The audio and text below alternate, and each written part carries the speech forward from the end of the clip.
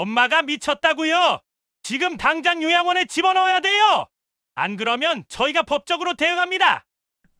첫째 재호의 그 차가운 목소리가 아직도 귓가를 맴돈다. 내가 낳고 키운 자식이 나를 정신병자 취급하며 협박하다니. 그날 밤 나는 결심했다. 180억이라는 천문학적인 돈 앞에서 내 자식들의 진짜 얼굴을 반드시 확인하고 말겠다고. 75 노구를 이끌고 남대문 시장 뒤편 낡은 한옥에서 눈을 떴다. 며칠 전 날아든 도시개발 보상금 통지서가 아직도 믿기지 않았다. 조선시대부터 7대째 이어온 우리 집안 선산터. 아버님이 돌아가시면서도 이 땅만큼은 절대 팔지 말라고 신신당부하셨던 그 땅이 하루아침에 180억이 되다니. 평생 이 땅 때문에 가난하게 살았다. 재산세 내느라 허리가 휘었고 땅은 있어도 통장엔 늘 텅텅 비어있던 우리 집. 그래도 조상님 땅이라 차마 팔 수는 없었다. 동네 사람들은 다들 나를 바보라고 했다. 땅 팔아서 편하게 살지 왜 고생이냐고. 하지만 나는 끝까지 지켰다. 그리고 이제 그 보상을 받게 된 것이다. 하지만 정작 두려운 건 돈이 아니었다. 바로 내 자식들이었다. 병원 원장인 첫째 재호, 대형 학원 원장인 둘째 성민, 그리고 택배 기사로 일하는 막내 동욱.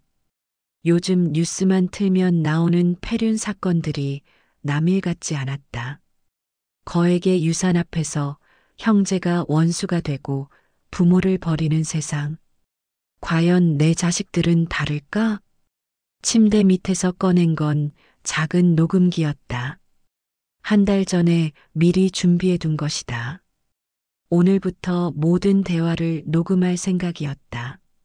증거를 남겨두지 않으면 나중에 무슨 일이 생길지 모르니까. 그리고 또 하나 준비한 게 있었다.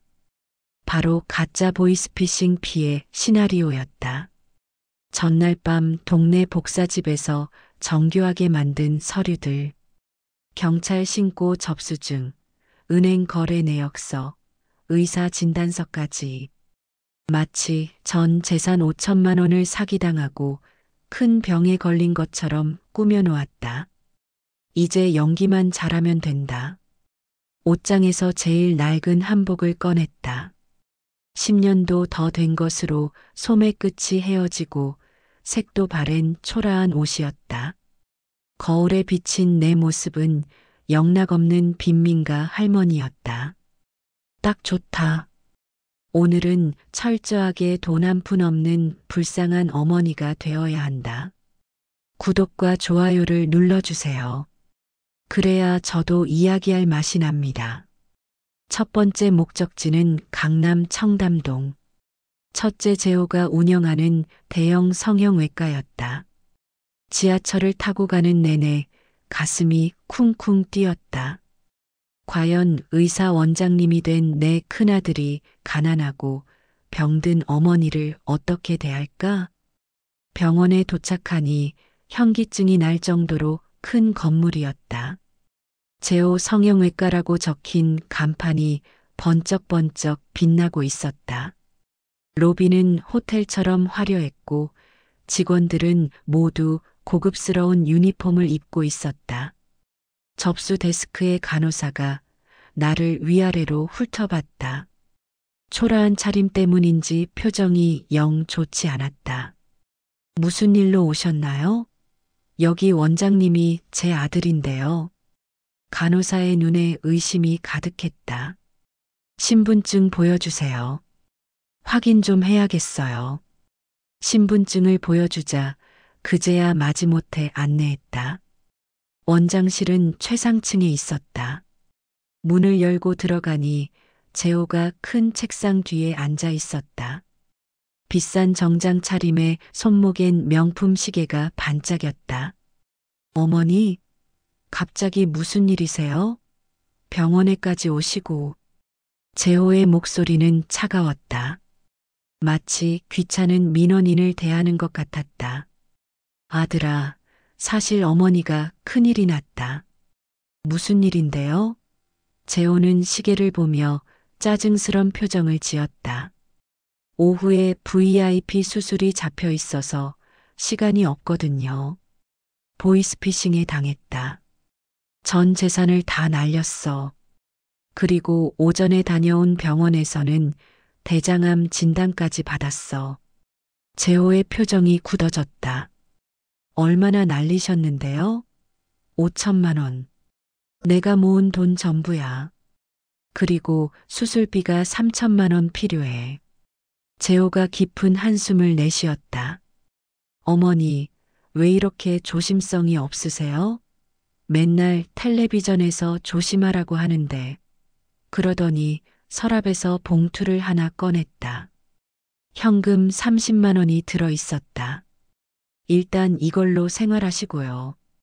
저도 병원 운영하느라 여유가 없어서 큰 돈은 못 드려요. 고작 30만 원? 대장암 수술비가 필요하다는 어머니한테 겨우 이것뿐인가? 아들아, 어머니가 갈 곳도 없는데. 재호가 단호하게 말했다. 동생들한테 가보세요. 저는 집사람이 싫어해서 모실 수 없어요. 그러면서 인터폰을 눌렀다. 비서실장, 들어와요. 어머니 모시고 나가세요. 마치 내가 없는 것처럼 다시 서류를 보기 시작했다. 나는 조용히 일어났다. 가슴속 녹음기가 모든 걸 담고 있었다. 병원을 나와 거리에 서니 봄바람이 차갑게 느껴졌다. 아들이 의사가 되어 저렇게 큰 병원을 운영하고 있는데 어머니한테는 30만 원. 그것도 마지못해 던져준 돈이었다. 두 번째 목적지는 대치동. 둘째 성민이 운영하는 대형 입시학원이었다. 건물 전체가 학원이었고 주차장엔 고급 외제차들이 즐비했다. 원장실은 최상층에 있었다. 어머니, 여기까지 어떻게 오셨어요? 성민은 놀란 듯 했지만 반가워하는 기색은 없었다. 무슨 일이세요?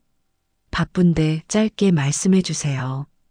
오늘 학부모 상담이 줄줄이 잡혀 있거든요. 보이스피싱 당했다. 그리고 정기 건강검진을 다녀왔는데 내가 대장암에 걸렸대. 수술비가 필요해. 성민의 얼굴이 일순간 굳어졌다가 이내 짜증스러운 표정으로 바뀌었다. 어머니, 그래서 얼마나 필요하신 거예요? 3천만 원만 빌려줄 수 없겠니? 성민이 코웃음을 쳤다.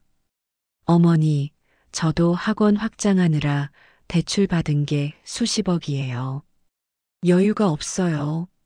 그러더니 지갑에서 현금을 꺼냈다. 20만 원이었다. 이것밖에 없어요. 형이나 동생한테 가보세요. 저는 정말 여력이 안 돼요. 아들아, 어머니가 며칠만이라도 내 집에서. 안 돼요. 성민이 단호하게 거절했다. 애들이 입시 준비 중이라 조용해야 해요. 어머니 오시면 공부에 방해돼요. 나는 조용히 일어났다. 성민아, 엄마 간다. 네, 어머니 조심해서 가세요. 아, 그리고 보이스피싱 같은 거 또 당하지 마세요. 학원을 나오는 내 발걸음이 천근만근이었다. 두 아들 모두 나를 완전히 외면했다. 병원 원장, 학원 원장. 남들이 보기엔 성공한 아들들인데 정작 어머니한텐 이렇게 냉정하다니. 이제 막내만 남았다. 택배기사로 일하는 막내 동욱. 형들보다 못 벌어도 혹시 마음만은 다르지 않을까? 그런 희망을 품고 버스를 탔다. 동욱이 사는 곳은 구로구 작은 빌라였다. 낡은 2층 건물에 반지하였다. 초인종을 눌렀지만 한참 동안 반응이 없었다. 일하러 나갔나 싶어 전화를 걸려는데 문이 열렸다. 어머니, 동욱이 놀란 표정으로 나를 맞았다. 땀에 젖은 택배 유니폼을 입고 있었다.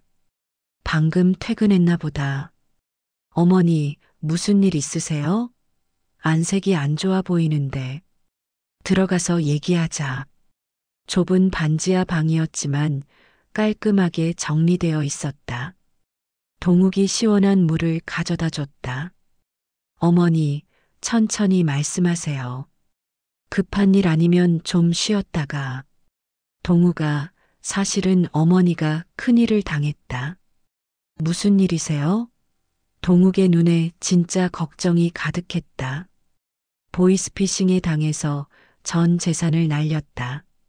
그리고 병원에서 대장암 진단까지 받았어. 동욱이 벌떡 일어났다. 어머니, 정말이에요? 어떻게 그런 일이? 병원은 가보셨어요? 수술은 언제 하는 거예요? 다른 형들과 달리 동욱은 먼저 내 건강을 걱정했다. 수술비가 3천만 원인데 한 푼도 없어. 갈 곳도 없고. 동욱이 주먹을 불끈 쥐었다.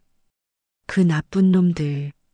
어르신들 상대로 사기나 치고. 어머니, 형들한테는 얘기하셨어요? 응, 했는데 다들 형편이 어렵다고 하더라. 동욱의 표정이 어두워졌다.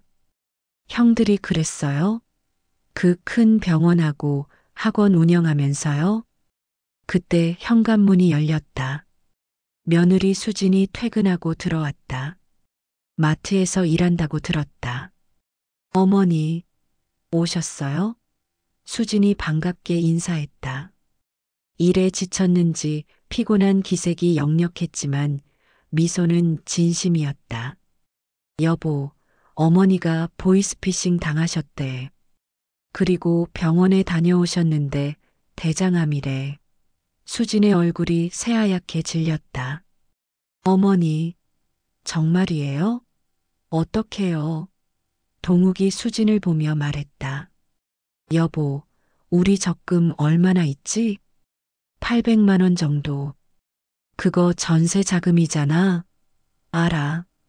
하지만 어머니가 더 급하잖아. 동욱이 단호하게 말했다. 수진아, 미안한데 어머니 우리 집에서 모시자. 좁지만 안방 들이면 돼. 수진이 잠시 망설이다가 고개를 끄덕였다. 그럼요. 어머니, 저희 집에 사세요. 좁아도 같이 살면 되죠. 동욱이 서랍에서 통장을 꺼냈다. 어머니, 일단 이거 쓰세요. 저희가 또 벌면 돼요. 아니다. 너희도 힘든데 어떡해. 나는 통장을 밀어냈다. 동욱이 다시 내 손에 쥐어줬다. 어머니는 저희가 모실게요. 돈은 또 벌면 되지만 어머니는 한 분뿐이잖아요. 수진도 내 손을 잡았다. 어머니, 너무 걱정 마세요. 저도 더 일해서 돈 벌게요. 남편 혼자 번다고 고생했는데 이제 제가 더 벌어야죠. 그 순간 눈물이 날 뻔했다. 가장 가난한 막내 부부가 전 재산을 내놓겠다니. 형들은 몇십만 원도 아까워했는데. 그런데 어머니, 혹시 남대문 그 집은 어떻게 되는 거예요? 동욱이 조심스럽게 물었다. 무슨 말이야?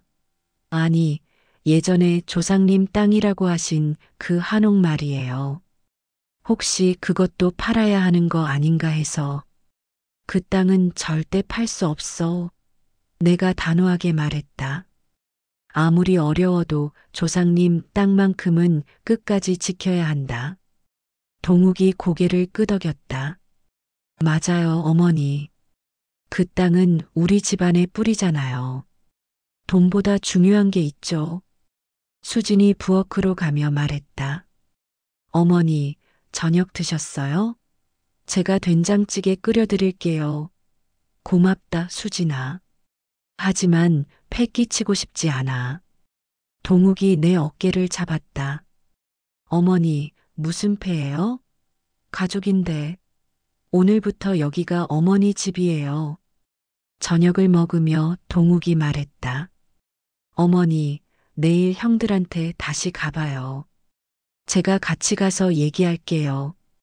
아무리 그래도 어머니가 이런 상황인데 모른 척 할 순 없죠. 아니야, 괜찮아. 형들도 다 사정이 있겠지. 동욱이 젓가락을 내려놨다. 어머니는 너무 착하세요. 형들이 그렇게 많이 벌면서 어머니한테 그런 대우를 하다니. 저는 이해가 안 돼요. 수진도 거들었다. 맞아요. 병원이랑 학원 운영하면서 어머니 도와드릴 돈이 없다는 게 말이 돼요? 그때 동욱의 휴대폰이 울렸다. 형이었다. 재호 형이네요. 동욱이 전화를 받았다. 네, 형. 어머니요? 지금 저희 집에 계세요. 뭐라고요? 보이스피싱 당하셨다고 오셨는데. 네, 알겠습니다. 전화를 끄는 동욱의 표정이 굳어졌다. 형이 뭐래? 어머니가 정말 보이스피싱 당한 게 맞냐고 의심하더라고요. 혹시 돈 받으려고 거짓말하는 거 아니냐고. 심지어 어머니가 치매 초기 증상 아니냐는 말도 했어요. 내가 화가 났지만 참았다. 그래서 뭐라고 했니? 제가 형한테 그런 말 하지 말라고 했어요. 어머니가 거짓말하실 분이 아니라고. 그랬더니 형이 우리 보고 순진하다고 비웃더라고요. 수진이 한숨을 쉬었다. 형님들 너무하시네요. 자기 어머니를 사기꾼 취급하다니. 동우가 괜찮아. 형들 입장에서는 그럴 수도 있어. 어머니, 너무 이해해주지 마세요. 혈육이 어려울 때 의심부터 하는 게 정상이에요? 그날 밤 나는 잠을 이룰 수 없었다. 반지하 방 작은 창문으로 가로등 불빛이 들어왔다. 동욱 부부는 안방을 내주고 거실에서 자고 있었다. 이불 깔리는 소리가 들렸다. 미안하고 고마운 마음이 교차했다. 새벽 3시쯤 화장실에 가려고 일어났는데 거실에서 대화 소리가 들렸다. 동욱과 수진이 나지막이 얘기하고 있었다. 여보, 내일 아침에 제가 새벽 알바 나갈게요. 편의점에서 사람 구한대요. 수진의 목소리였다. 안 돼. 당신 벌써 2군데서 일하잖아.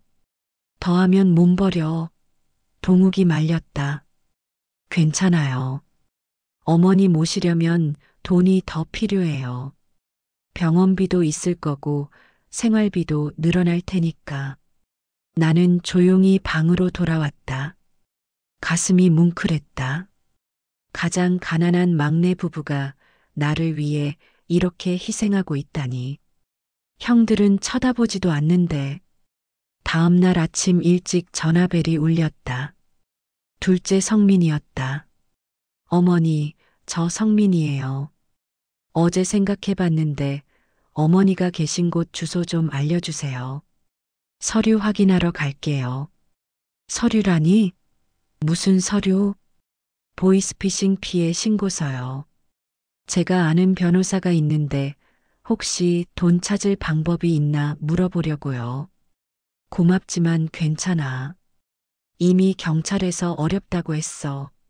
아니에요, 어머니. 꼭 확인해 봐야 해요. 요즘 보이스피싱 사칭 사건도 많거든요. 사칭이라니? 그게 무슨 말이야? 아니, 어르신들이 보이스피싱 당했다고 거짓말해서 자식들한테 돈 뜯는 경우도 있다는 거예요. 물론 어머니는 아니시겠지만 서류는 확인해 봐야죠. 전화를 끊고 나니 속이 부글부글 끓었다. 사칭이라니. 결국 나를 거짓말쟁이로 의심하는 거였다. 그래도 연기는 계속해야 했다. 녹음기에 모든 걸 담아야 하니까. 점심 무렵 재호가 들이닥쳤다. 노크도 없이 문을 열고 들어온 그의 표정은 딱딱했다. 어머니, 우리 얘기 좀 해요. 동욱은 일 나가고 없을 때였다. 무슨 얘기? 재호가 핸드폰을 꺼내 뭔가를 보여줬다. 어머니, 통장 잔고 좀 보여주세요. 제가 알아봤는데 남대문 집 빼고는 어머니 명의로 된 재산이 없더라고요. 진짜 5천만 원이 전부였어요? 내가 어떻게 개인 재산을 조회해? 재호가 당당하게 말했다. 제가 아는 사람이 은행에 있어요. 어머니가 정말 보이스피싱 당했는지 확인해야죠. 혹시 다른 통장에 돈 숨겨놓은 거 아니에요? 나는 기가 막혔다. 아들이 어머니 재산을 몰래 조회하다니. 그것도 불법으로. 재호야, 내가 거짓말한다고 생각하는 거니? 재호가 차갑게 웃었다. 어머니, 나이 드신 분들이 가끔 착각하시잖아요. 돈 어디 숨겨놓고 잊어버리는 경우도 있고. 제가 어머니 재산 관리 좀 해드릴게요. 남대문 그 집도 제 명의로 바꾸는 게 어때요? 어머니는 치매 걸릴 수도 있으니까. 치매라니. 내가 말을 잃었다. 재호가 서류를 꺼냈다. 여기 위임장이에요. 어머니 재산 관리를 저한테 맡기는 거예요. 그래야 나중에 문제가 안 생겨요. 도장만 찍으시면 돼요. 절대 안 돼. 내가 단호하게 거절했다. 재호의 표정이 험악해졌다. 어머니, 왜 이렇게 고집 부리세요? 제가 장남인데 당연히 제가 관리해야죠.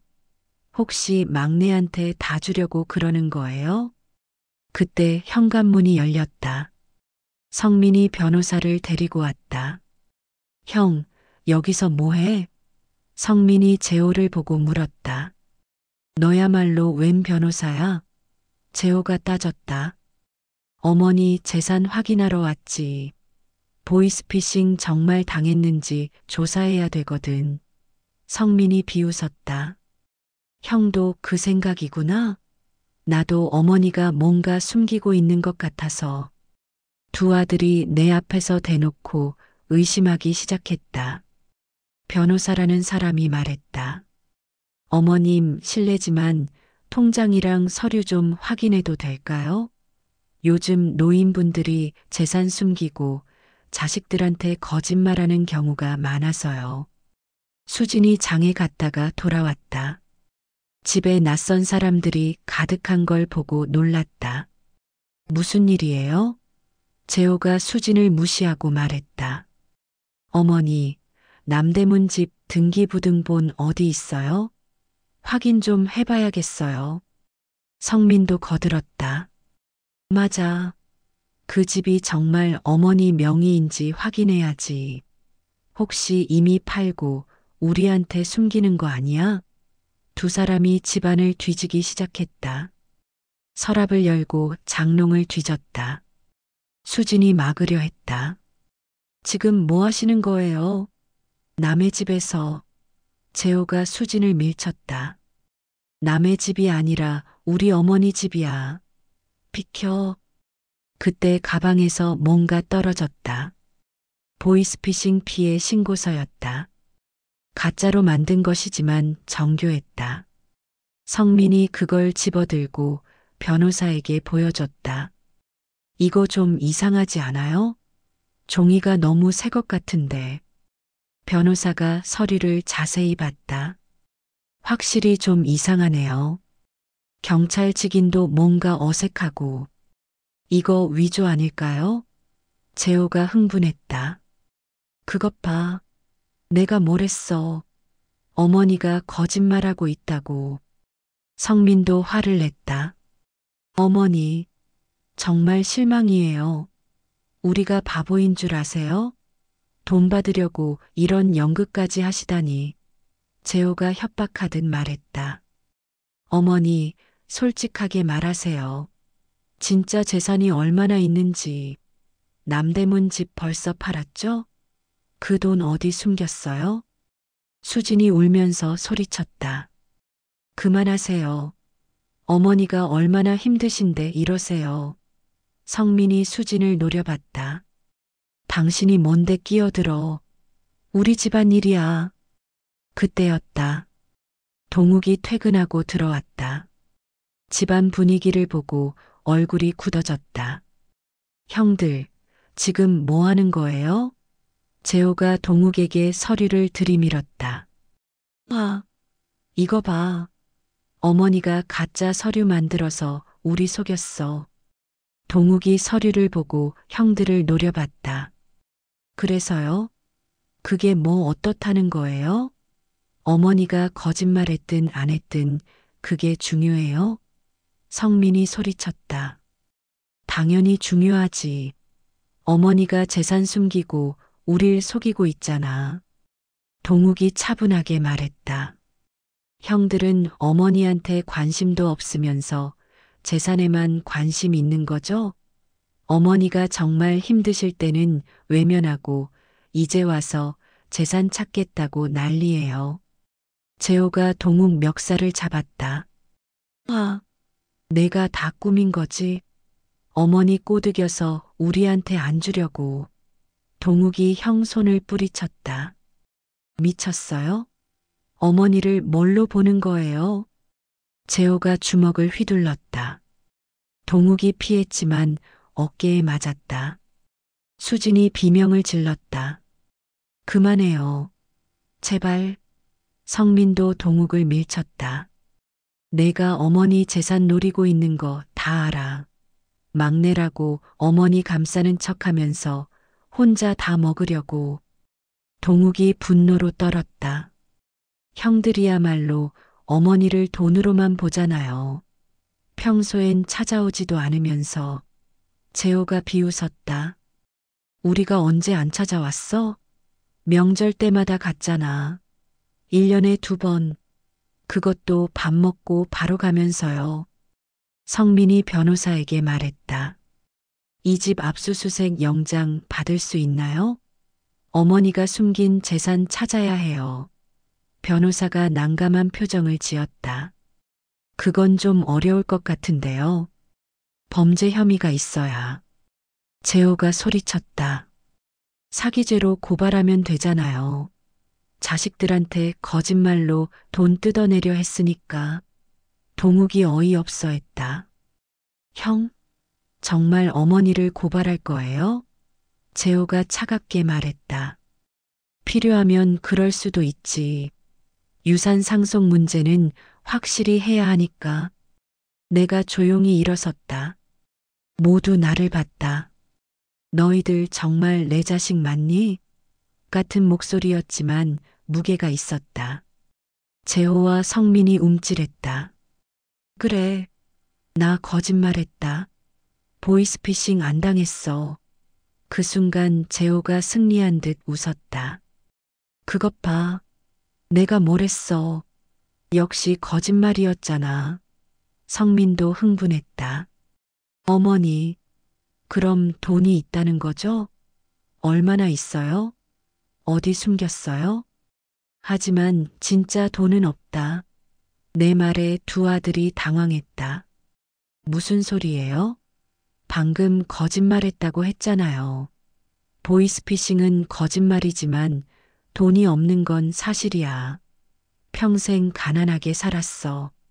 그 남대문 집도 재산세 내느라 빚만 잔뜩이야. 재호가 의심했다. 말이 안 돼요.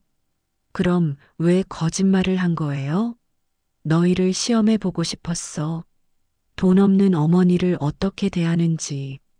그리고 이제 알았다. 너희는 돈만 밝히는 자식들이구나. 성민이 발을 굴렀다. 그래도 남대문 집은 있잖아요. 그거 팔면 돈 되잖아요. 조상님 땅이라 못 판다고 했잖아. 재호가 비웃었다. 조상님 땅? 그런 거 요즘 누가 신경 써요?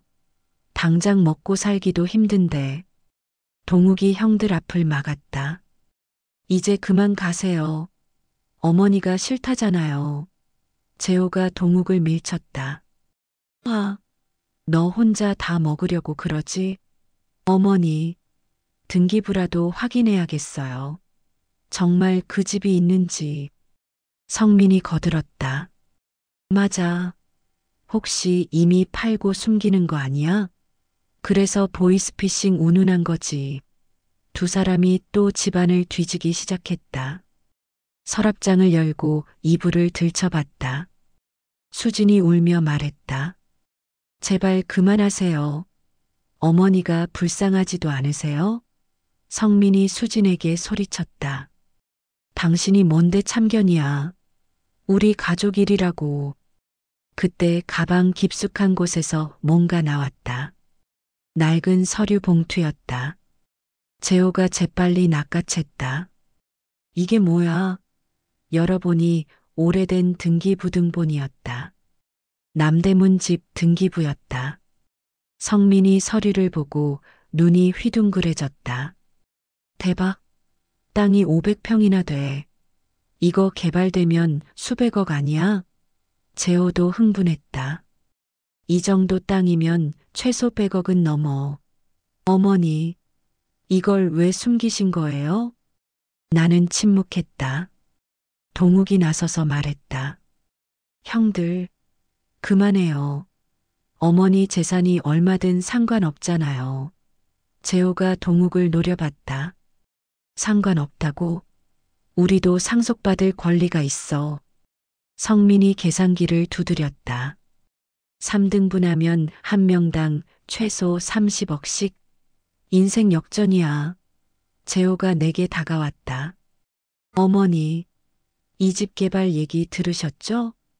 혹시 벌써 계약한 거 아니에요? 그때 현관문이 또 열렸다. 동네 이장이었다.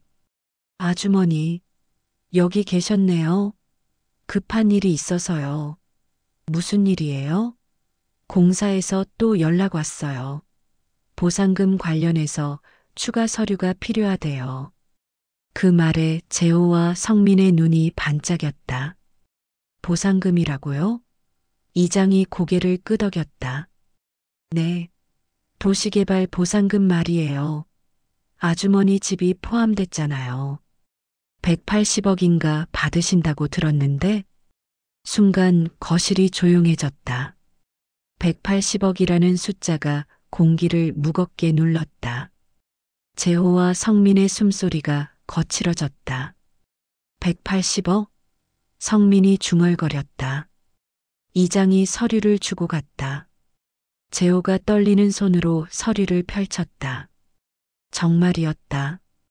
토지 보상금 152억, 건물 보상금 28억, 총 180억 원. 성민이 무릎을 꿇었다. 어머니, 죄송해요. 제가 정말 잘못했어요. 재호도 갑자기 태도를 바꿨다. 어머니, 오해하지 마세요. 저희가 걱정돼서 그런 거예요. 동욱이 형들을 경멸하듯 봤다. 역겹네요. 180억 확인하니까 바로 태도 바꾸는 거 보세요. 재호가 동욱에게 소리쳤다. 아, 너만 깨끗해? 너도 속으로 계산하고 있을 거야. 성민이 내 손을 잡으려 했다. 어머니, 제발 용서해 주세요. 제가 미쳤었어요. 나는 손을 빼며 물었다. 정말 미안해? 아니, 180억에게 미안한 거겠지. 재호가 변명했다.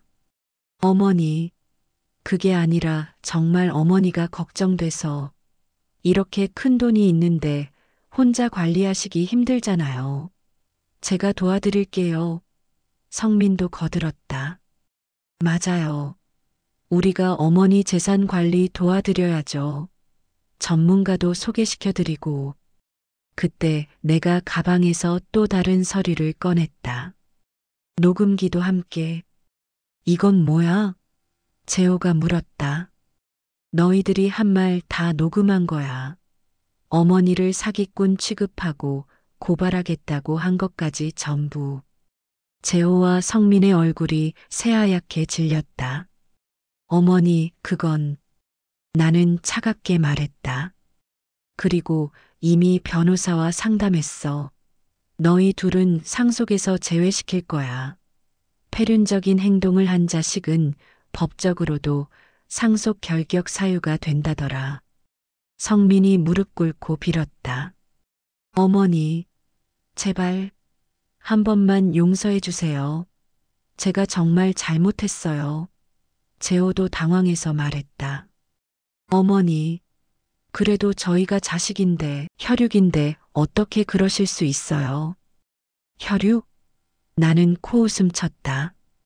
방금 전까지 나를 고발하겠다던 혈육? 돈 30만 원도 아까워하던 혈육? 그런 혈육은 필요 없어. 동욱이 조용히 말했다. 어머니, 그만하세요. 형들도 충분히 벌 받았어요. 수진도 거들었다. 맞아요, 어머니. 가족인데 이렇게 끝내면 안 돼요. 하지만 나는 단호했다. 동우가, 수진아, 너희는 착해서 모르는구나. 이 사람들은 지금도 180억만 생각하고 있어. 날 생각하는 게 아니라. 재호가 급하게 말했다. 아니에요, 어머니. 정말 반성했어요. 앞으로 잘할게요. 매주 찾아뵐게요. 성민도 빌었다. 저도요. 매일이라도 올게요. 어머니 모시고 살게요. 나는 고개를 저었다. 이제 와서 그런 말 해도 소용없어. 너희의 진짜 모습을 봤으니까. 그때 재호가 갑자기 표정을 바꿨다. 그래요. 어머니가 그러시겠다면 법으로 해결하죠. 아무리 그래도 법적 상속권은 있으니까. 성민도 태도를 바꿨다. 맞아요. 우리도 변호사 선임할 거예요.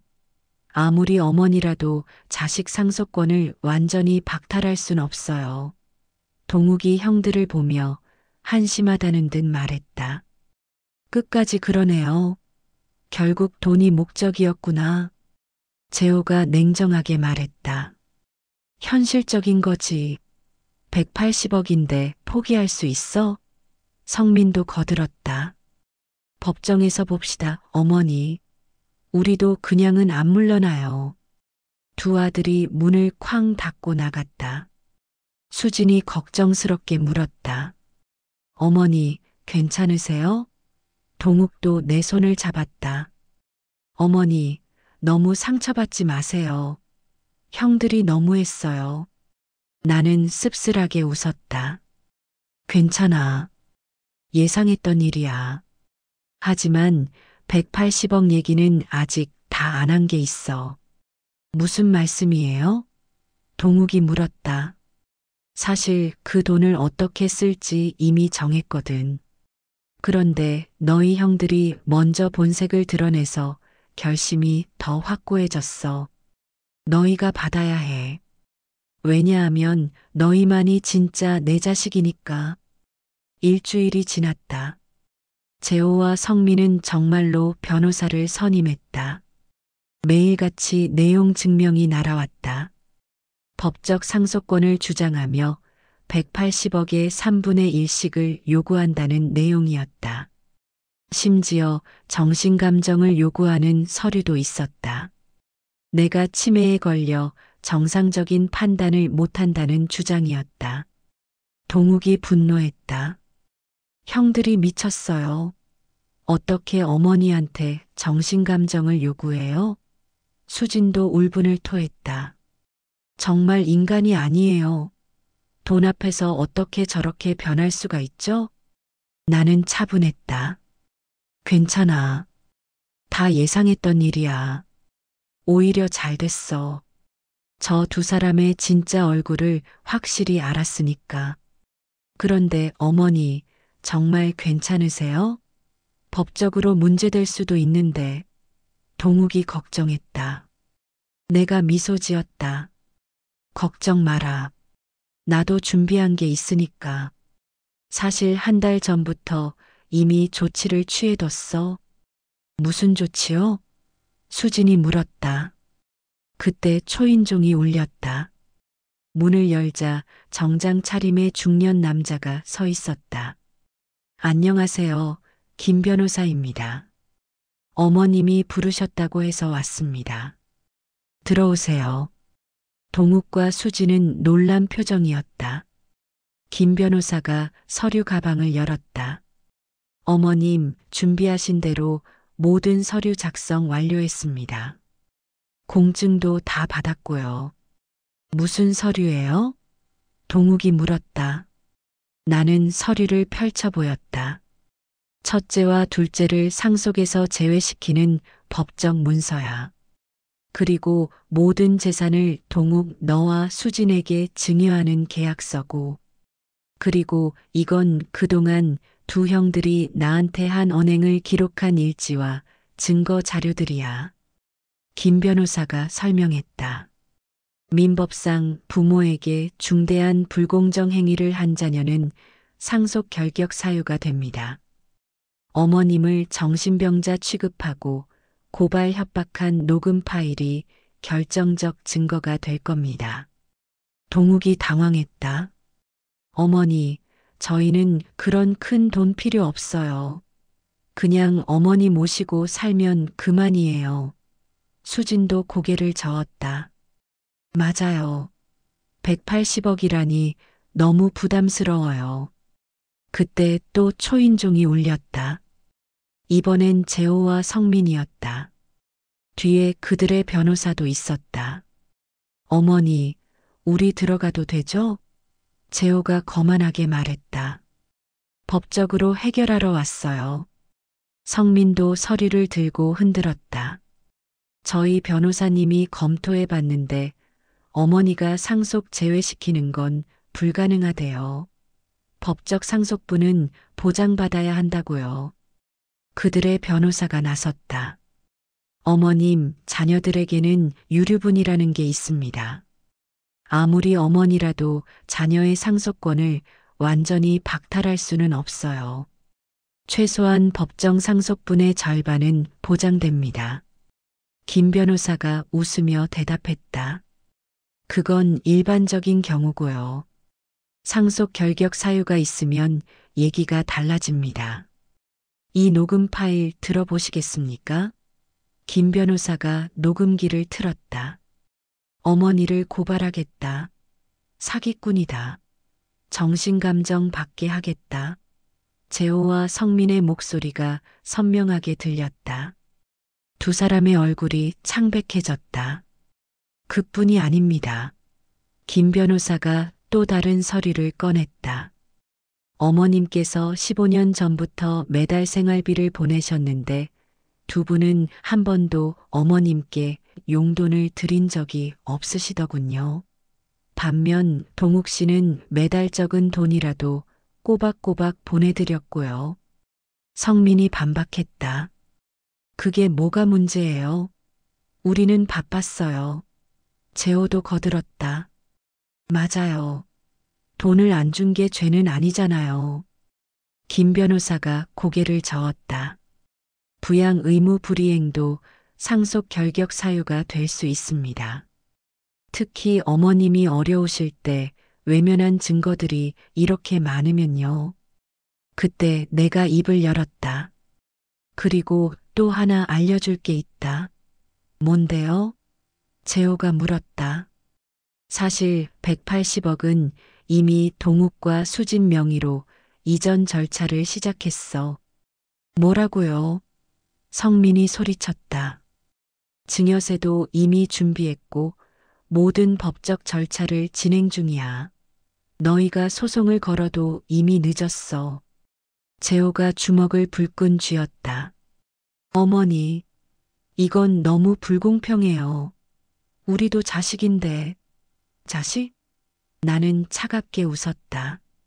어머니가 가난하다고 했을 때 30만 원 던지고 쫓아낸 자식? 20만 원도 아까워서 외면한 자식? 그런 자식은 필요 없어. 성민이 무릎을 꿇었다. 어머니, 제발 한 번만 용서해 주세요. 제가 정말 잘못했어요. 재호도 체면을 버리고 빌었다. 어머니, 저희가 개과천선할게요. 다시 기회를 주세요. 그때 동욱이 나섰다. 형들, 그만해요. 늦었어요. 어머니가 결정하신 거예요. 수진도 단호하게 말했다. 지금이라도 진심으로 반성하고 가세요. 더 추해지기 전에. 재호가 갑자기 분노를 폭발시켰다. 너희가 깨어낸 거지? 어머니 혼자서 이런 결정할 리 없어. 성민도 동욱을 밀쳤다. 맞아. 너희가 어머니 세뇌시킨 거야. 동욱이 형들을 노려봤다. 형들이야말로 돈만 보고 어머니는 안 보잖아요. 지금도 180억만 생각하고 있으면서. 재호가 비웃었다. 너라고 다를 것 같아?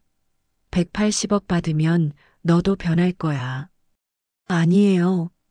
동욱이 단호하게 말했다.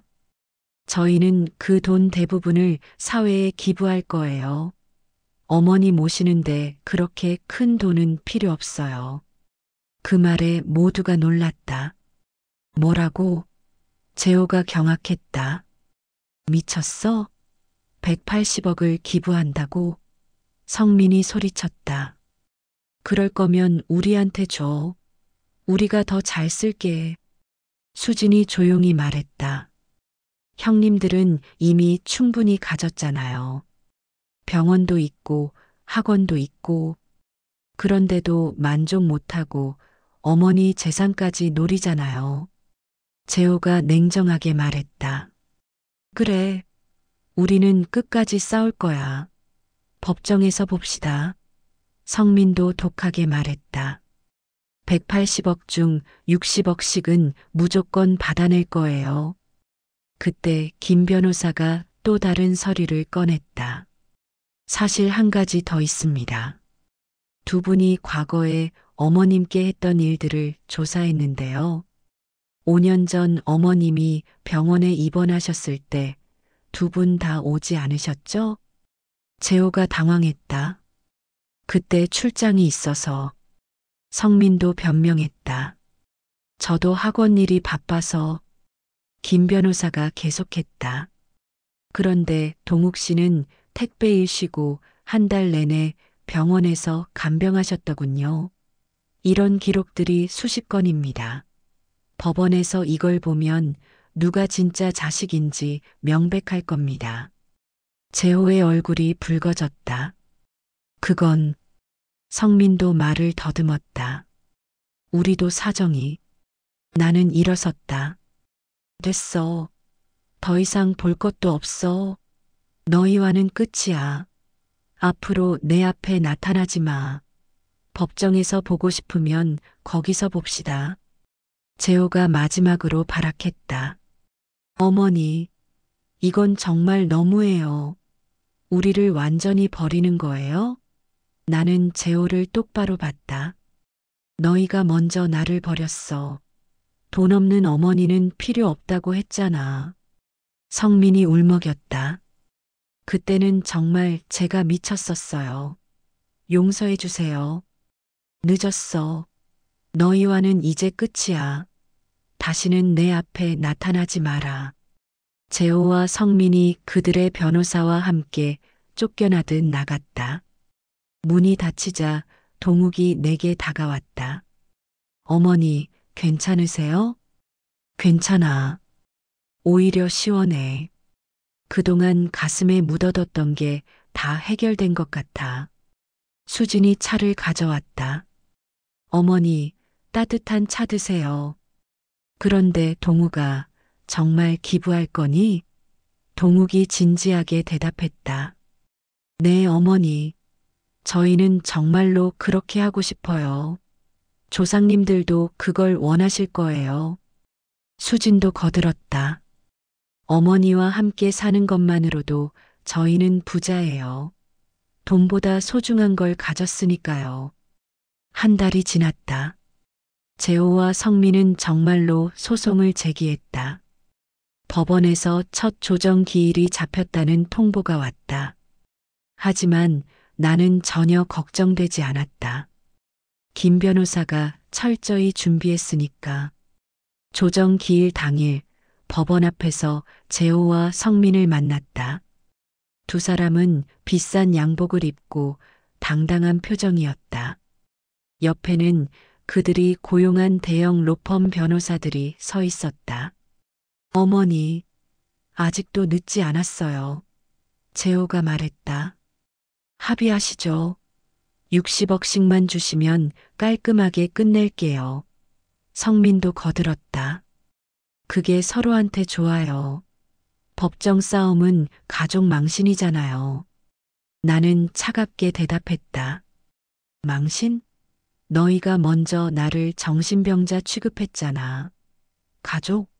너희는 내 가족이 아니야. 조정실에 들어가자 조정위원이 사건을 검토하기 시작했다.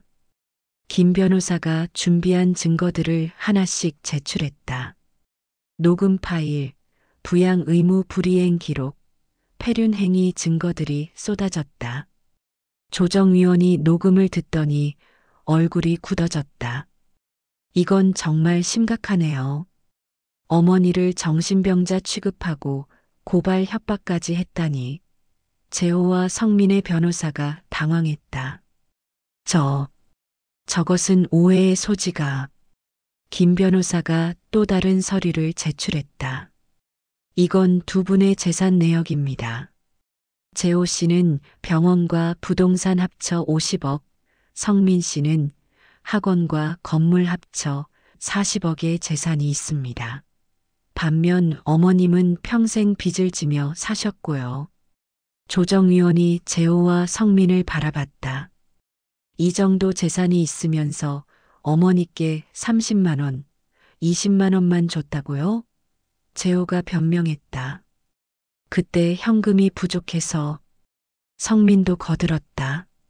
저희도 사업 자금이 묶여 있어서. 조정위원이 고개를 저었다. 이건 명백한 부양 의무 위반이고 폐륜 행위입니다. 상속 결격 사유가 충분해 보이는데요. 재호의 변호사가 서둘러 반박했다. 하지만 유류분은 보장되어야 합니다. 아무리 결격 사유가 있어도. 그때 김 변호사가 결정적인 증거를 꺼냈다. 사실 한 가지 더 있습니다. 10년 전 어머님이 교통사고를 당하셨을 때 가해자와 합의하는 과정에서 두 분이 어머님 몰래 합의금 일부를 가로챈 사실이 있습니다. 뭐라고요? 내가 놀라서 일어섰다. 그런 일이 있었다니. 재호와 성민의 얼굴이 새파랗게 질렸다. 그건 김 변호사가 증거를 제시했다. 당시 합의금이 3천만 원이었는데 어머님께는 2천만 원만 전달됐습니다.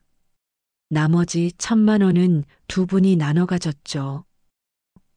여기 당시 보험회사 기록과 계좌 이체 내역이 있습니다.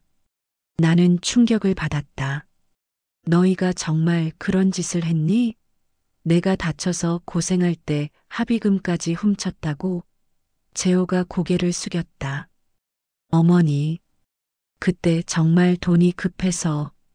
성민도 변명했다. 저희도 어쩔 수 없었어요. 조정위원이 단호하게 말했다. 이건 사기죄에 해당합니다. 형사 고발도 가능한 사안이에요. 이 정도면 상속 결격이 아니라 형사 처벌감입니다. 재호의 변호사가 당황했다. 공소시효가 지났을 텐데. 김 변호사가 웃었다. 민사상 손해배상 청구는 가능합니다. 그리고 이런 사실이 언론에 알려지면 두 분의 병원과 학원은 끝날 겁니다. 성민이 무릎을 꿇었다. 어머니, 제발, 그건 정말 잘못했어요. 형사 고발만은 하지 마세요. 재호도 바닥에 엎드렸다. 어머니, 제발 용서해 주세요. 저희가 미쳤었어요. 조정위원이 정리했다. 이 사건은 조정이 불가능할 것 같습니다. 정식 재판으로 가면 두 분께 불리할 겁니다. 상속 결격은 물론이고 형사 고발까지 당할 수 있어요. 재호와 성민이 절망적인 표정으로 서로를 봤다. 그들의 변호사도 포기한 듯 고개를 저었다. 이런 증거들이 있으면 저희도 할 수 있는 게 없습니다. 화해하시는 게 최선일 것 같은데요. 나는 일어섰다. 화해? 절대 없어. 너희는 내 자식이 아니야. 법적으로도 자식 자격을 박탈당할 거야. 그리고 10년 전 일은 형사 고발할 거야. 감옥에서 반성해. 재호가 울부짖었다. 어머니, 제발, 저희 인생이 끝나요. 병원이 망해요. 성민도 통곡했다. 어머니, 한 번만 용서해 주세요. 다시는 안 그럴게요. 하지만 나는 차갑게 돌아섰다. 동우가, 수진아, 가자. 우리는 조정실을 나왔다. 뒤에서 재호와 성민의 울부짖는 소리가 들렸지만 돌아보지 않았다. 법원을 나오니 햇살이 눈부셨다. 동욱이 내 손을 잡았다. 어머니, 힘드셨죠? 괜찮아. 오히려 속이 시원해. 10년 동안 묵혀뒀던 게 다 밝혀졌으니까. 수진이 놀란 표정으로 말했다. 어머니, 정말 형님들이 합의금을 가로챘다니. 너무 충격이에요. 나도 오늘 처음 알았어. 김 변호사가 조사하다가 발견했대. 정말 너무한 자식들이야. 그날 저녁 집에 돌아오니 김 변호사에게서 전화가 왔다. 어머님, 재호 씨와 성민 씨가 완전히 포기했습니다.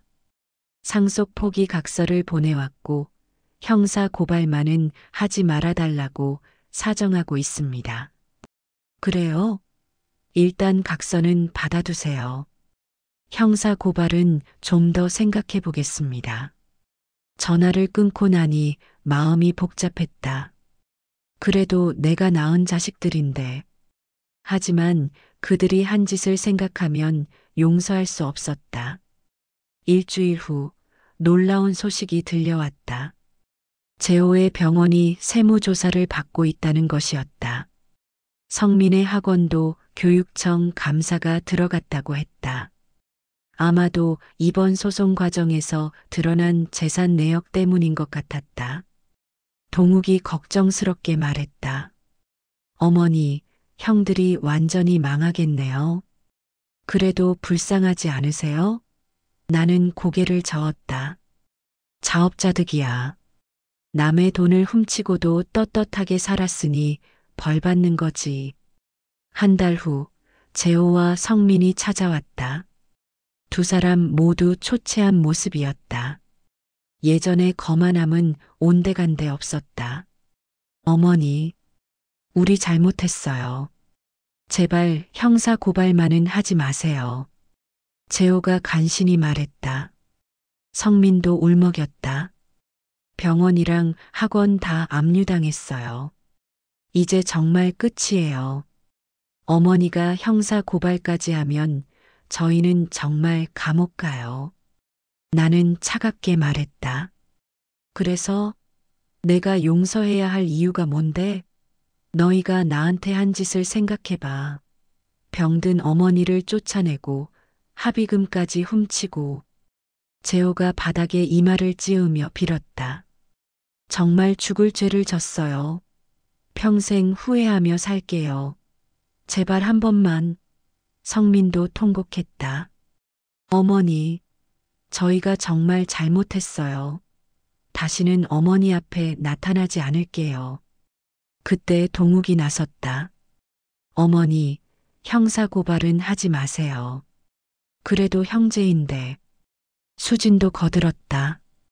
맞아요, 어머니. 형님들이 충분히 벌 받았어요. 더 이상은 너무 가혹해요. 나는 한참을 고민했다. 그래. 형사 고발은 하지 않겠다. 대신 조건이 있어. 뭐든지 하겠습니다. 재호와 성민이 동시에 외쳤다. 첫째, 다시는 내 앞에 나타나지 마라.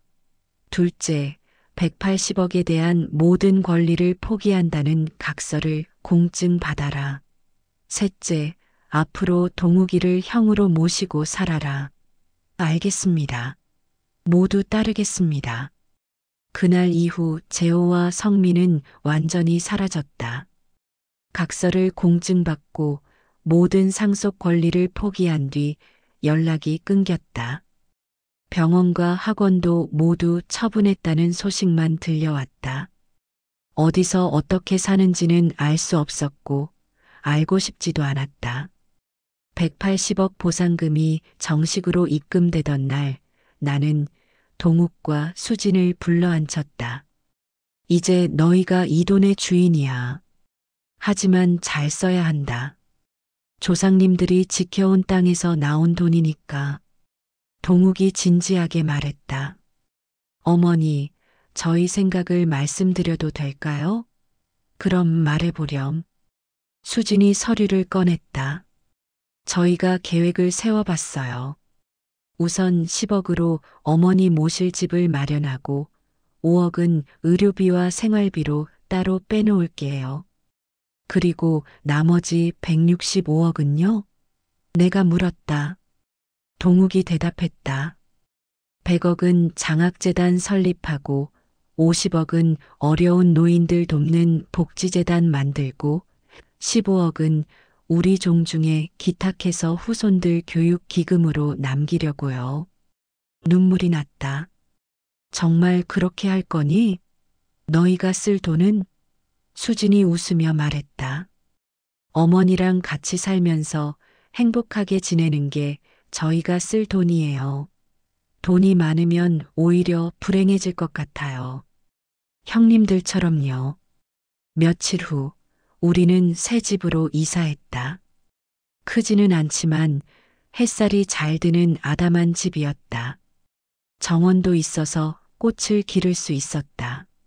무엇보다 새 식구가 오순도순 살기에 딱 좋았다. 어머니, 여기 정말 좋아요. 수진이 기뻐했다.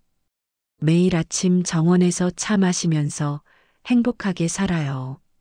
동욱도 웃으며 말했다. 저도 이제 택배 일 그만두고 재단 일 준비하려고요. 사람들 돕는 일을 하고 싶어요. 그런데 며칠 후 예상치 못한 손님이 찾아왔다. 재호의 아내, 그러니까 큰며느리였다. 어머니, 저예요. 미선이. 얼굴이 많이 수척해져 있었다. 무슨 일이니? 차갑게 물었지만 안쓰러운 마음도 들었다. 미선이 울먹이며 말했다. 재호가 잠적했어요. 병원 망하고 빚쟁이들한테 쫓기다가 사라졌어요. 저랑 아이들만 남았어요. 그래서 염치 없지만 도와주세요. 아이들이 학교도 못 가고 있어요. 집도 압류당해서 갈 곳이 없어요. 미선이 바닥에 무릎을 꿇었다. 동욱이 나를 보며 말했다. 어머니, 그래도 조카들은 죄가 없잖아요. 수진도 거들었다. 맞아요. 아이들은 불쌍해요. 나는 한숨을 쉬었다. 재호는 어디 있는지 아니? 몰라요. 연락도 안 돼요. 아마 도망간 것 같아요. 미선이 흐느꼈다.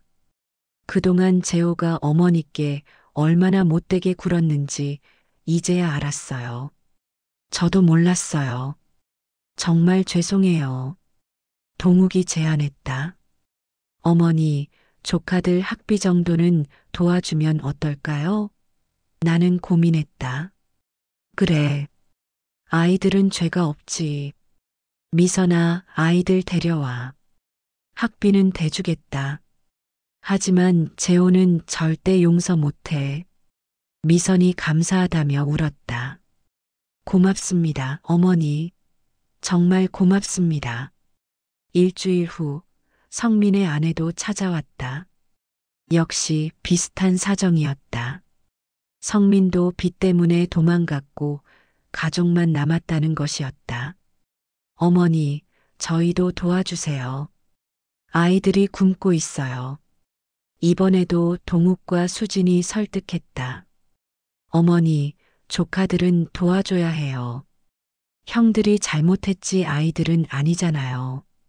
그래, 너희 말이 맞다. 아이들 데려와. 도와주마. 그렇게 우리는 큰 며느리, 둘째 며느리와 손주들을 돕기 시작했다. 하지만 재호와 성민은 끝까지 나타나지 않았다. 어디선가 숨어서 부끄러움과 후회 속에 살고 있을 것이다. 재단 설립식 날이 왔다.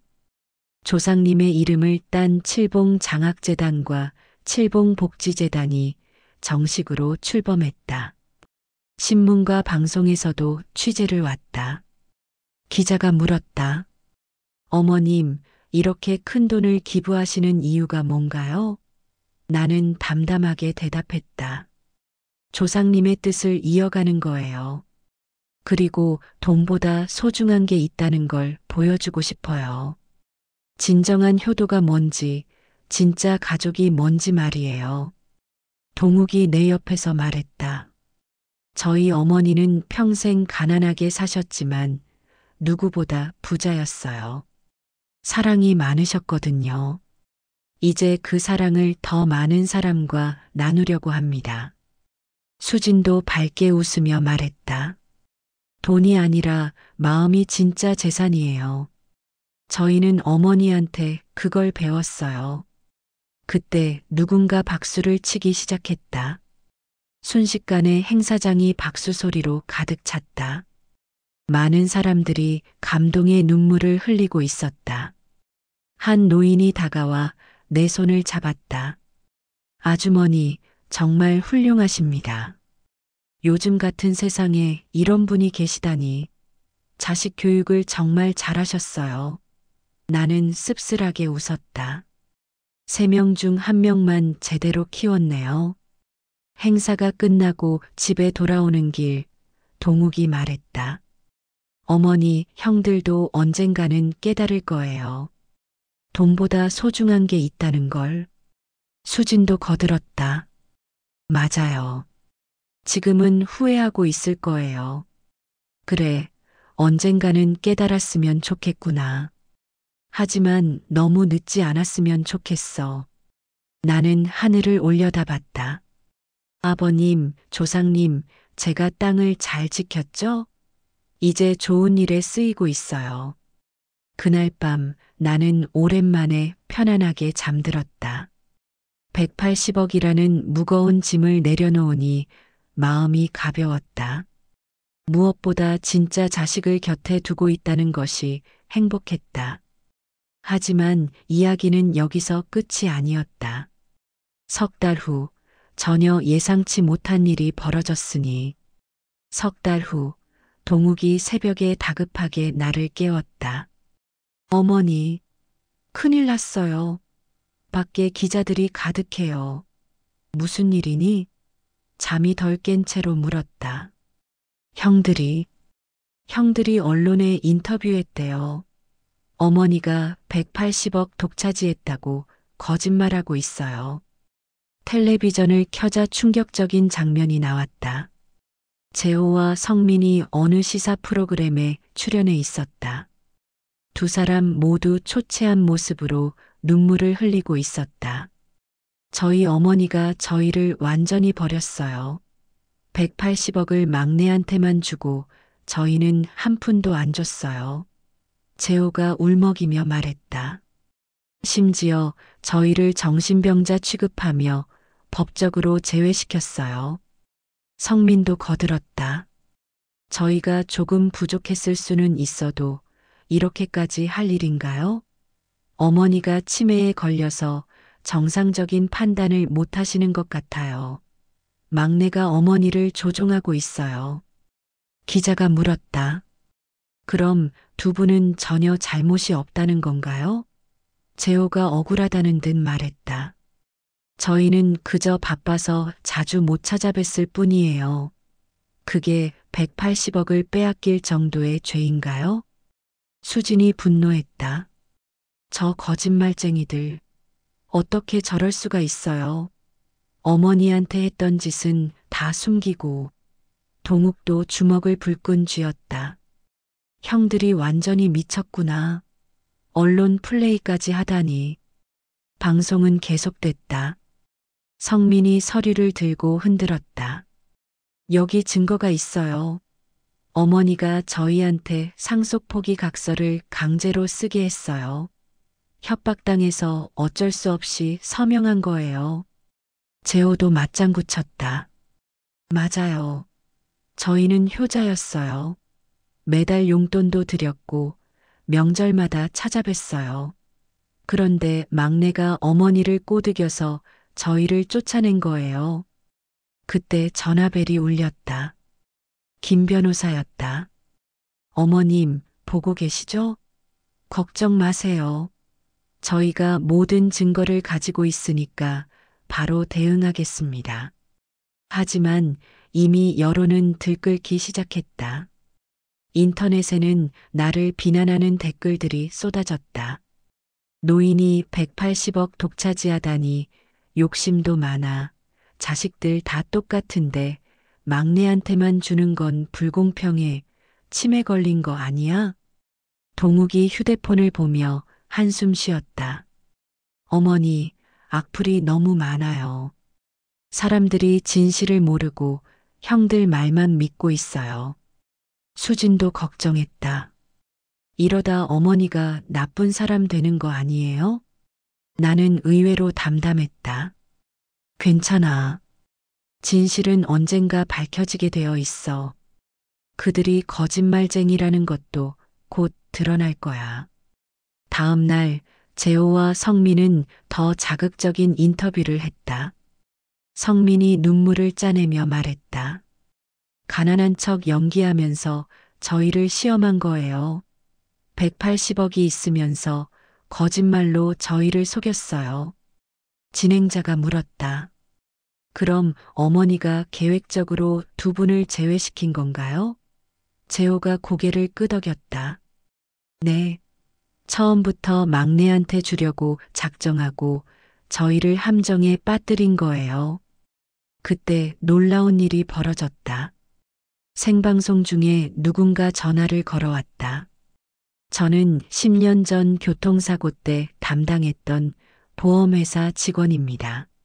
두 분이 어머니 합의금을 가로챘던 거 기억하시죠? 재호와 성민의 얼굴이 새파랗게 질렸다. 생방송이잖아요. 전화 끊어요. 하지만 진행자는 흥미로워하며 계속 연결했다.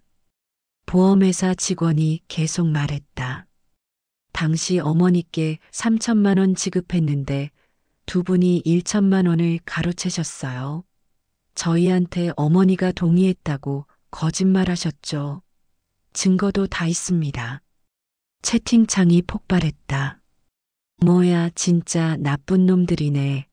어머니 돈 훔친 놈들이 피해자 코스프레. 역시 방송은 믿으면 안 돼. 저런 놈들이 효자래. 재호가 당황하며 변명했다. 그건 오해예요. 어머니가 저희한테 준 거예요. 성민도 거들었다. 맞아요. 우리가 어떻게 어머니 돈을 훔쳐요. 그때 또 다른 전화가 왔다. 저는 재호 씨 병원에 근무했던 간호사입니다. 어머니 오셨을 때 쫓아내라고 지시하신 거 기억하시죠? 초라한 차림이라 병원 이미지 나빠진다고 하셨잖아요. 재호가 소리쳤다. 거짓말이야. 그런 적 없어. 하지만 간호사는 계속했다. 녹취록 있어요. 원장님이 어머니 오시면 바쁘다고 하고 돈 조금 주고 보내라고 했잖아요. 이번엔 학원 강사가 전화했다. 성민 원장님, 어머니 오셨을 때 20만 원 주고 쫓아내신 거 다 봤어요. 심지어 어머니가 치매 걸린 것 같다고 비웃으셨잖아요. 생방송은 완전히 파국이 됐다. 재호와 성민은 얼굴이 벌겋게 달아올라 아무 말도 못했다. 진행자도 당황하며 방송을 급히 종료했다. 동욱이 박수를 치며 웃었다. 자업자득이네요. 거짓말하다가 생방송에서 폭로당하다니. 수진도 시원해했다. 이제 사람들이 진실을 알겠네요. 다음 날 모든 언론이 이 사건을 대서특필했다. 폐륜 아들들의 거짓 눈물, 어머니 돈 훔치고 피해자 행세, 180억 노리고 언론 플레이하다 망신이라는 제목들이 쏟아졌다. 김 변호사가 전화했다. 어머님, 완벽한 역전이에요. 이제 두 사람을 명예훼손으로 고소할 수 있습니다. 아니에요. 이미 충분히 벌받았어요. 더 이상은 필요 없어요. 그런데 일주일 후 재호와 성민이 다시 찾아왔다. 이번에는 정말 비참한 모습이었다. 노숙자처럼 초라한 행색에 며칠 굶은 듯했다. 어머니, 살려주세요. 이제 정말 갈 곳이 없어요. 재호가 간신히 말했다. 성민도 울며 빌었다. 길거리에서 자고 있어요. 먹을 것도 없어요. 동욱이 형들을 막았다. 형들, 이제 그만해요. 충분히 기회를 줬잖아요. 수진도 차갑게 말했다. 생방송에서 거짓말하고 또 왔어요? 재호가 바닥에 이마를 찧었다. 정말 미쳤었어요. 돈 때문에 정신이 나갔었어요. 이제야 깨달았어요. 돈이 아무것도 아니라는 걸. 성민도 통곡했다. 어머니, 저희가 진짜 깨달았어요. 거리에서 자면서 어머니가 얼마나 고생하셨는지 알았어요. 제발 한 번만 더 용서해 주세요. 나는 차갑게 말했다. 너희는 끝까지 거짓말쟁이구나. 생방송에서 나를 치매 환자 취급하고 이제 와서 또 연기야? 아니에요. 재호가 울부짖었다. 정말 진심이에요. 저희가 완전히 잘못 살았어요. 돈이 전부인 줄 알았는데 아무것도 아니었어요. 그때 놀라운 일이 일어났다. 재호가 갑자기 쓰러졌다. 며칠 굶어서 영양실조에 탈진이었다. 성민이 형을 부축하며 울었다. 형, 정신 차려. 어머니, 형이 죽어가요. 동욱이 급히 119를 불렀다. 구급차가 와서 재호를 싣고 갔다. 나도 따라가지 않을 수 없었다.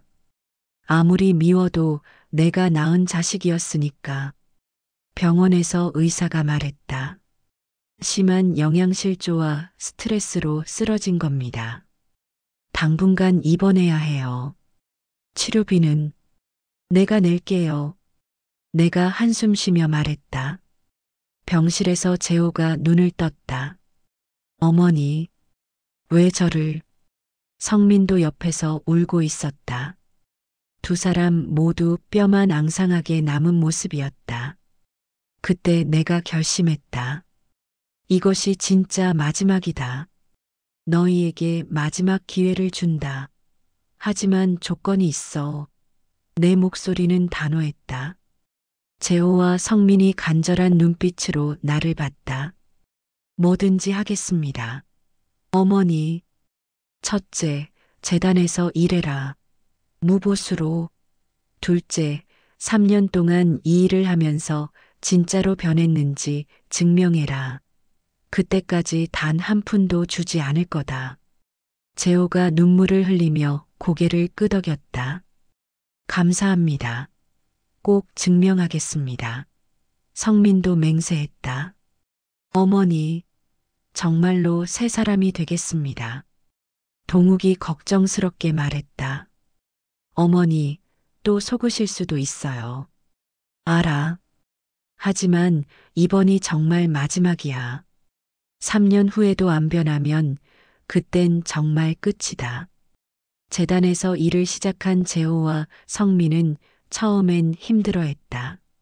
새벽 5시에 일어나 무료 급식소에서 배식하고 독거노인들 찾아다니며 도시락 배달하고 저녁엔 노숙자들에게 담요를 나눠줬다. 한 달이 지났을 때 성민이 쓰러질 뻔했다. 너무 힘들어요. 몸이 안 따라줘요.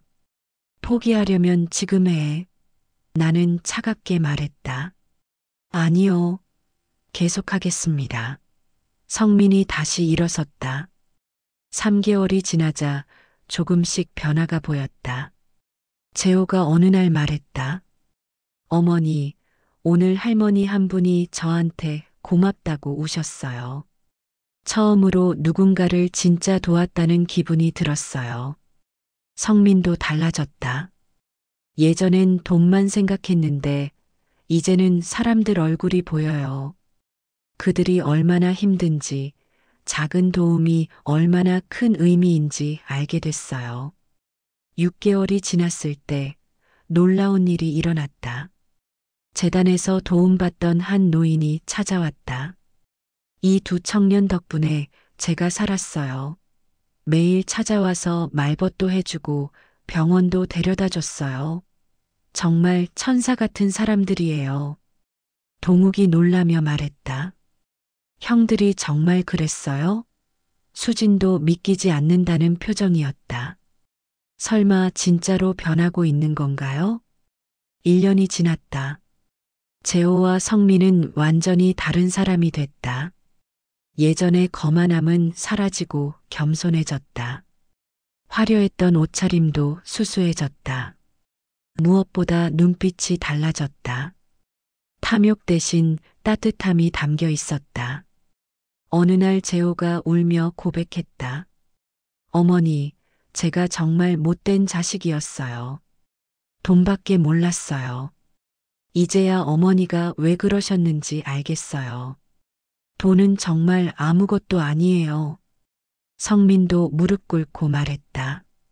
어머니가 평생 가난해도 행복하셨던 이유를 이제 알겠어요. 사랑이 있었기 때문이었어요. 저희는 그걸 몰랐어요. 2년째 두 사람은 재단의 핵심 인력이 됐다. 재호는 의료 봉사팀을 만들어 무료 진료를 시작했다. 성민은 야학을 열어 가난한 아이들을 가르쳤다. 어느 날 텔레비전에 두 사람이 다시 나왔다. 이번엔 미담의 주인공으로였다.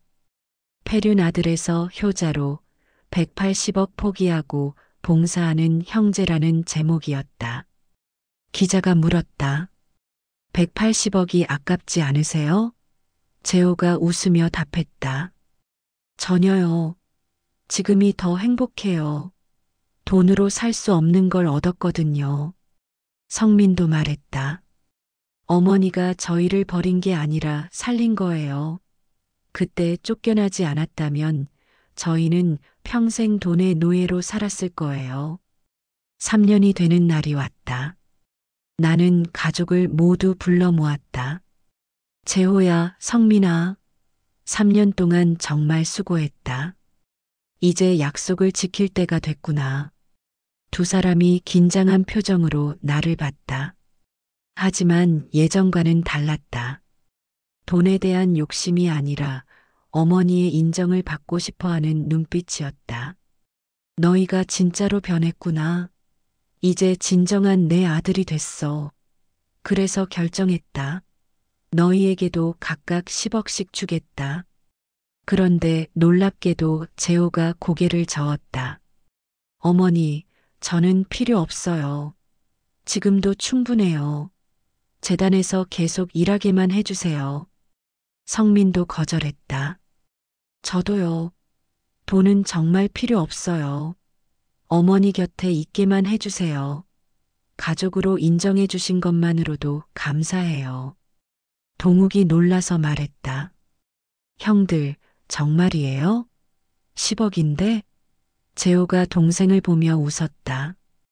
동욱아, 형들이 깨달았어.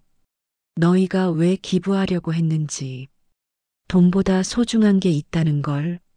수진도 감동해서 눈물을 흘렸다. 형님들, 정말 변하셨네요. 이제 진짜 가족 같아요. 나는 눈물을 참을 수 없었다.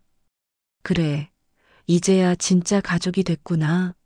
너희가 변하지 않을 거라고 생각했는데 사람은 정말 변할 수 있구나. 재호가 내 손을 잡았다. 어머니, 저희를 포기하지 않아 주셔서 감사해요. 마지막 기회를 주셔서 감사해요. 성민도 울며 말했다. 이제 알겠어요. 어머니의 사랑이 얼마나 큰지. 그렇게 우리 가족은 완전해졌다. 180억이라는 돈이 가족을 갈라놓을 뻔했지만 결국은 더 단단하게 만들어졌다. 시련을 겪고 나니 진짜 가족의 의미를 모두가 깨달은 것이다. 5년 후 재단은 전국적인 복지재단이 됐다. 매년 1,000명의 학생에게 장학금을 주고 5,000명의 노인을 돕고 있었다. 재호와 성민은 재단의 핵심 운영진이 되어 열심히 일했다. 어느 날 한 기자가 물었다. 어머님, 180억 때문에 가족이 갈라질 뻔했는데 후회 안 하세요? 나는 웃으며 답했다. 아니에요. 덕분에 진짜 자식을 찾았어요. 돈이 사람을 시험하는 도구였을 뿐이에요. 재호가 말했다. 저희 어머니는 현명하셨어요. 돈 앞에서 본색을 드러낸 저희를 끝까지 포기하지 않고 변화시켰어요. 성민도 고마워했다. 어머니 덕분에 새 삶을 살게 됐어요. 동욱이 밝게 웃으며 말했다. 이제 우리 가족 정말 행복해요. 돈보다 귀한 걸 얻었으니까요. 수진도 행복한 표정이었다. 맞아요. 사랑하는 가족이 있어서 저희는 진짜 부자예요. 10년이 지난 지금 나는 85이 됐다. 건강은 예전 같지 않지만 마음은 평화롭다. 새 아들이 매일 찾아와 안부를 묻는다. 손주들도 할머니를 자랑스러워한다.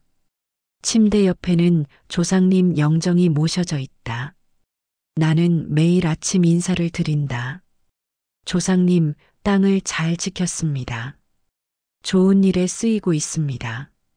자식들도 모두 바르게 컸습니다. 어느 날 꿈에 남편이 나타났다. 여보, 고생 많았소. 자식들 잘 키웠어. 우리 땅이 이렇게 좋은 일에 쓰이다니 정말 자랑스럽소. 나는 행복하게 웃었다. 여보, 이제 곧 갈게요. 그때까지 조금만 기다려요. 시련을 이겨냈으니 이제 편히 눈 감을 수 있을 것 같아요. 마지막으로 하고 싶은 말이 있다. 돈은 축복일 수도 저주일 수도 있다. 중요한 건 돈이 아니라 사람의 마음이다. 진정한 효도는 부모의 마음을 아는 것이고 진짜 사랑은 돈으로 살 수 없다. 내 이야기가 누군가에게 교훈이 되길 바란다. 돈 앞에서 본색을 드러내는 사람도 있지만 끝내 변화할 수 있다는 희망도 있다는 것을. 그리고 가장 중요한 건 가족의 사랑이라는 것을. 85 박순자, 이것이 내 마지막 이야기다. 이 영상이 도움이 되셨다면 댓글 한 줄만 남겨주시고 공유 버튼을 눌러 가까운 친구분께 공유해 주세요.